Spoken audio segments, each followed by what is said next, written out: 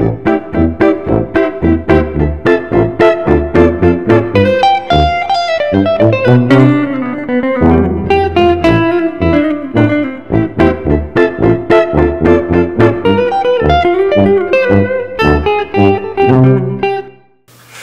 whiskey lovers, and welcome to another one of Mark's Whiskey Ramblings. And it may surprise you, it certainly surprised me, that even though I've done over 100 whiskey ramblings already, I've never even talked about Springbank.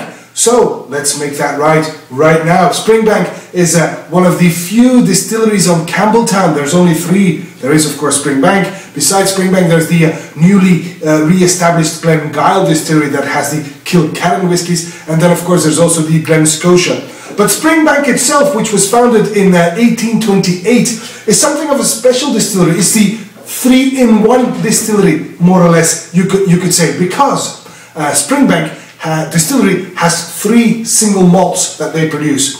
The first one, which is produced through a rather difficult to explain 2.5 distillation type of production process, is their Springbank, but they also have a heavily peated malt, which is called Long Row, and then finally there is the unpeated malt called Hazelburn. But what we will be trying today is a rather young expression of Springbank.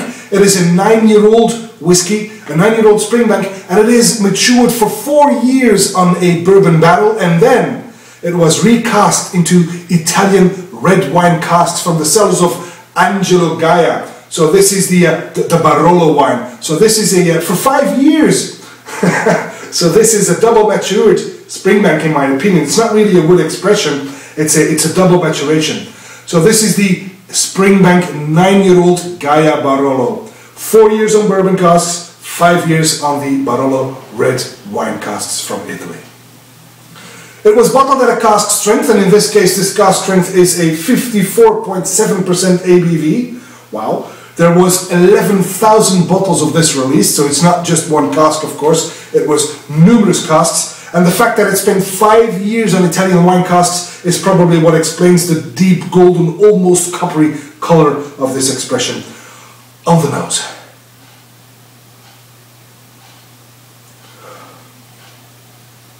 Well, it is very expressive. I get some peach, some pear, some pear drops maybe, even something syrupy. But also I get some almonds. I get some oranges with chocolate, which is always a nice combo in my opinion. Orangettes, I love them. But I also get the typical Springbank traits, which in my opinion translates into chalk, jute, maybe even some earthiness, some wet earth maybe. But it is very nice. The wine clearly has put its foot down and given this Springbank an extra layer of complexity and an extra fruitiness on the palate then.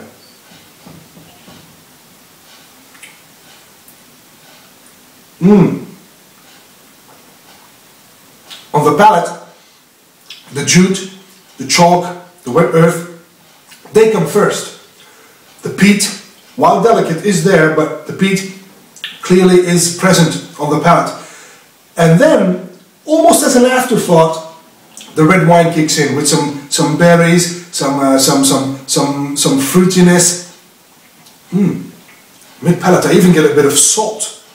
Clearly not from the wine, but also quite a bit of tannins, and it creates a bit, to be honest, a bit of an awkward balance between the earthy notes and even the saltiness and the peat, and the fruity notes from the red wine. It's a bit of an awkward balance in my opinion.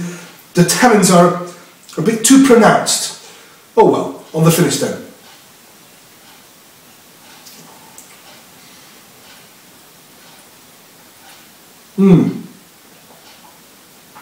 I find the finish to be medium to long. Sweet at first, but again the tannins kick in, creating a salty, bitter death at the end. Well, it's a nicely sweet Springbank, but with a bit too much tannins to my taste to make it really a top whiskey. It's not a bad Springbank. Like I said, in my opinion, there's no such thing as a bad Springbank. But I do feel that this is one of their, well, there's not the most interesting expression out there, let me put it that way. Having said that though, it is quite a young whiskey and it is quite affordable as well, and it is an interesting expression though, but not their best, I have to be honest. And that, my friends, is all for this Whiskey Rambling, and I hope to see you again at one of Mark's Whiskey Ramblings real soon, and until then, may the malt be with you.